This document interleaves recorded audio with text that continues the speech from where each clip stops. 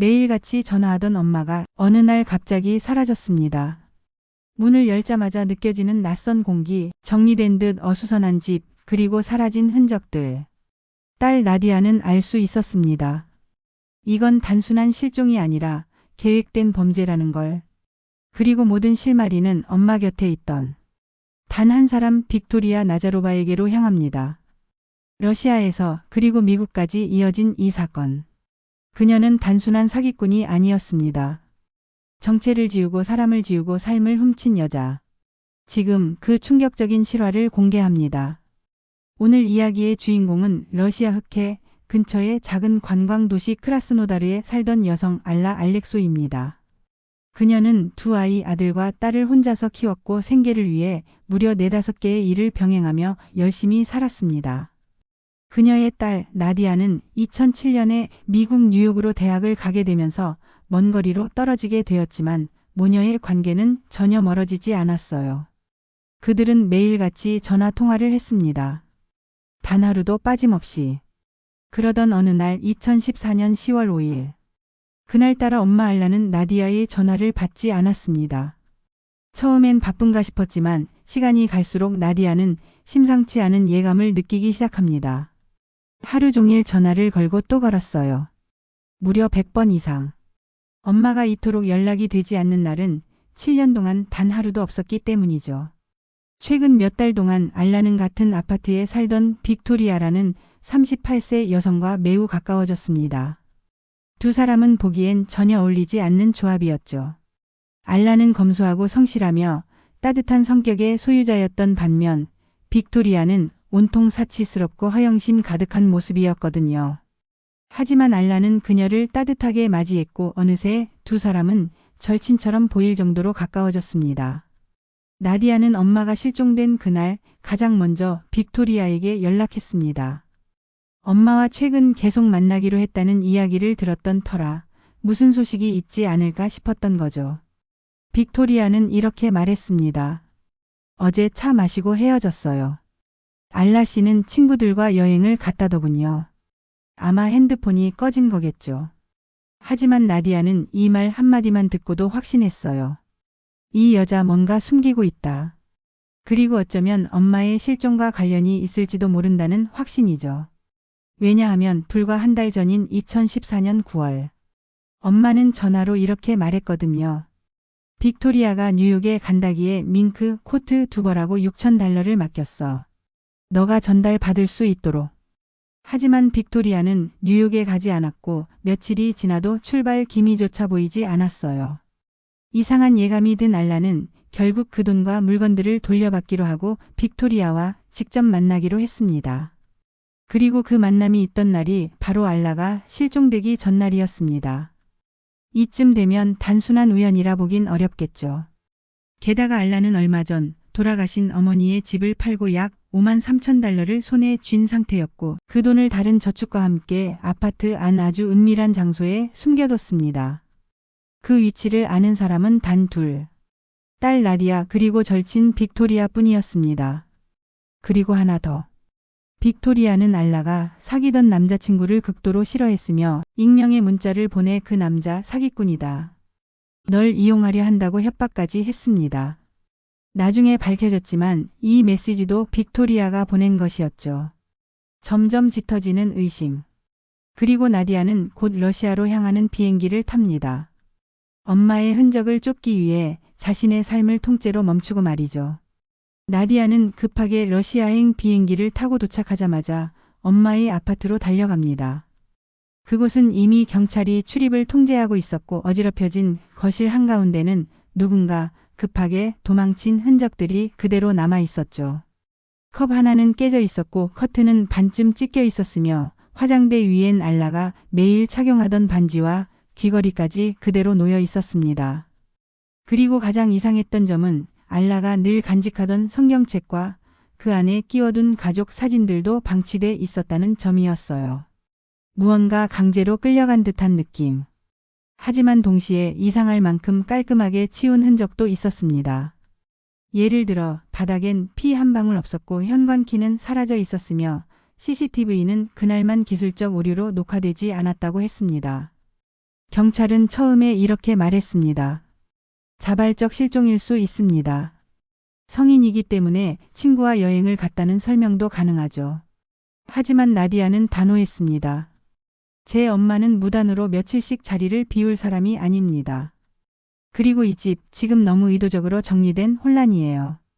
그녀는 즉시 엄마가 마지막으로 만난 사람 빅토리아를 추적하기 시작합니다.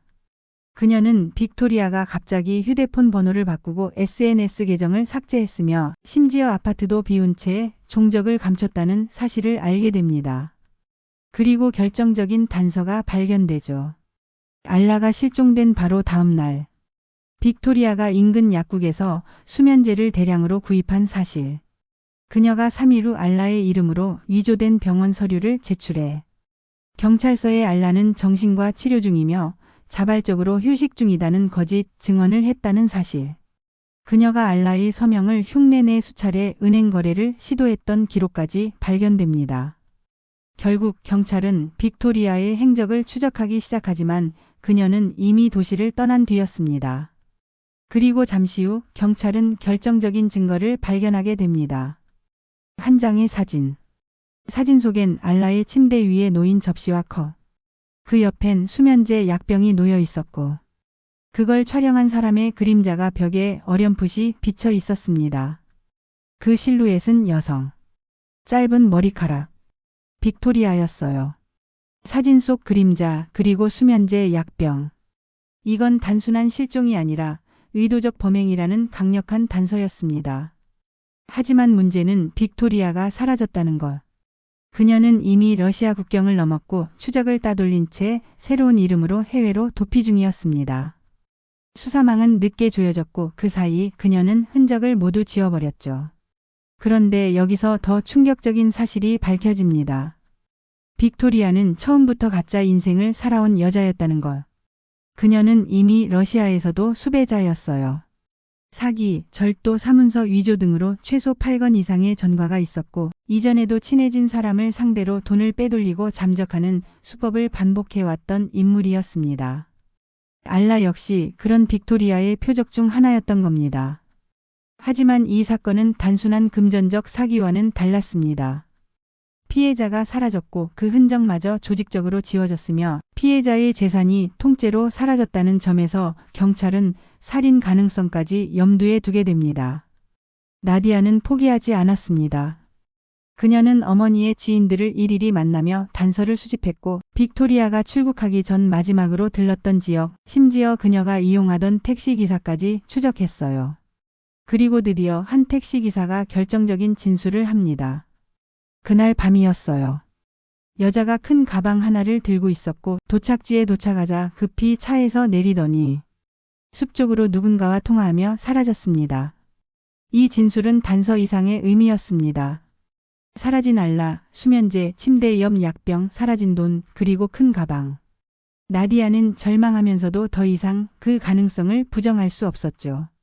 그 여자는 엄마를 죽였어요. 그리고 그 사실을 아무렇지 않게 덮어버리려 한 거예요. 이때부터 나디아는 단순한 딸이 아니라 지묘한 추적자가 되어 갑니다. 빅토리아는 러시아를 떠난 뒤 위조된 여권과 새로운 신분으로 미국 뉴욕 브루클린에 정착합니다. 그녀는 자신을 마리나 쿠지나라는 이름으로 소개했고 혼자 온 이민자인 척 조용히 아파트에 들어와 살기 시작했어요. 그리고 몇 달 후 그녀는 또 다른 여성과 절친한 친구가 됩니다. 그 여성의 이름은 올가. 러시아에서 미국으로 이민 온 조용하고 정 많은 50대 여성이었습니다. 두 사람은 금세 가까워졌고 올가는 빅토리아에게 따뜻하게 대해줬어요. 마치 예전에 알라가 그랬던 것처럼요. 빅토리아는 자신이 조용한 직장인이며 지금은 일시적으로 돈이 궁하다고 이야기했고 올가는 흔쾌히 그녀에게 집안 열쇠와 자신의 신분증 복사본, 때때로 돈까지 건넸습니다. 그러던 어느 날 올가는 갑자기 실종됩니다. 가족들은 전화를 걸어도 받지 않고 집에도 아무런 흔적이 없자 곧바로 경찰에 실종 신고를 합니다. 그리고 경찰이 그녀의 아파트에 도착했을 때 기이한 장면이 눈앞에 펼쳐졌죠. 방 안에 빅토리아가 올가의 이름으로 생활한 흔적들이 가득했던 겁니다.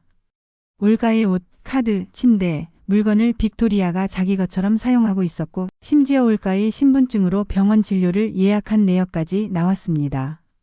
경찰은 즉시 빅토리아를 체포하고 수색을 시작합니다. 그녀의 컴퓨터 다이어리 이메일에는 충격적인 기록이 남아 있었어요. 그녀는 올가의 신분을 완전히 탈취하려 했고 의료보험, 은행 계좌, 사회보장번호까지 모두 빼내 그 사람처럼 살 준비를 하고 있었던 겁니다. 그리고 조사 도중 러시아에서 수배 중인 빅토리아라는 이름과 알라의 실종 사건이 연결되면서 사건은 국제적 파장으로 번지게 됩니다. 빅토리아는 뉴욕 경찰에 의해 체포된 뒤 자신이 올가의 신분을 훔치려 한 사실에 대해 처음엔 강력히 부인합니다. 하지만 수사 당국은 그녀의 이메일, 휴대폰, 컴퓨터, 심지어 쓰레기통에서 나온 서류까지 철저히 조사했고 그 안에는 신분 도용 계획이 너무나도 명백하게 남아 있었죠. 가장 충격적인 건 그녀가 올가에게 수면제를 몰래 먹이려다 실패한 정황이었어요. 올가의 약통, 잔에 녹은 알약 잔여물, 그리고 빅토리아가 검색한 독극물 종류 키워드들. 모두 그녀가 계획적으로 또 다른 범죄를 저지르려 했다는 증거였습니다. 결국 미국 법원은 빅토리아에게 1급 신분도용, 절도, 사기미수 등의 혐의로 총 11년형을 선고합니다. 하지만 이야기는 여기서 끝나지 않았어요. 그녀가 체포되자마자 러시아 수사당국이 미국 측에 연락을 해옵니다. 그 여자는 러시아에서도 수배 중입니다. 2014년 알라라는 여성의 실종과 관련된 용의자입니다. 미국 법원은 러시아 측의 요청에 따라 빅토리아가 복역을 마친 뒤 본국으로 송환될 가능성을 검토하기 시작합니다. 하지만 빅토리아는 러시아 송환을 강력히 거부하며 러시아 감옥은 인간이 살 곳이 아니다라고 말했죠. 그러는 사이 나디아는 뉴욕까지 와서 재판에 참석했고 증인석에 올라 이렇게 말합니다. 그 여자는 제 어머니를 죽였습니다. 그리고 지금 또 다른 여성을 죽이려 했습니다. 이걸 막을 수 있는 기회가 지금입니다. 법정은 무거운 침묵에 잠겼고 이제 사람들은 이 여자가 정말 살인자인가? 라는 물음에서 살인을 어떻게 은폐했는가라는 더 깊은 질문을 던지게 됩니다.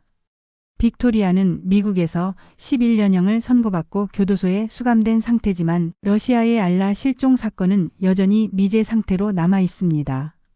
그녀는 지금까지도 나는 알라를 해치지 않았다고 주장하고 있고 러시아 당국은 직접적인 시신이나 DNA 증거가 없는 상태에서 기소를 확정짓지 못하고 있는 상황이에요. 하지만 나디아는 포기하지 않았습니다. 그녀는 몇 년이 지나도 여전히 알라의 흔적을 찾기 위해 노력했고 엄마가 남긴 흔적, 사진, 메모, 통화기록, 심지어 꿈에서라도 단 하나라도 진실에 가까워질 수 있다면 붙잡고 싶어 했어요. 그녀는 한 인터뷰에서 이렇게 말했습니다. 엄마는 절대 저를 두고 떠날 사람이 아니에요.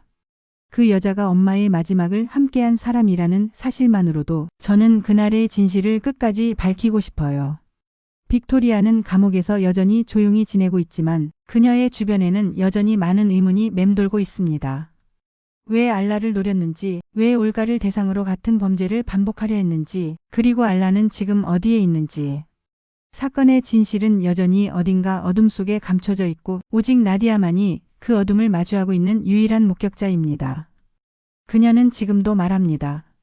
그 여자가 감옥에서 평생을 살아도 엄마의 흔적을 찾기 전엔 아무것도 끝난 게 아니에요. 엄마는 돌아오지 않았고 범인은 감옥에 갇혔지만 딸 나디아의 시간은 아직도 그날에 멈춰 있습니다. 신분을 훔친 여자, 기억을 지운 여자. 하지만 진실은 지워지지 않았습니다. 어쩌면 당신 주변에도 빅토리아 같은 사람이 있을지도 모릅니다.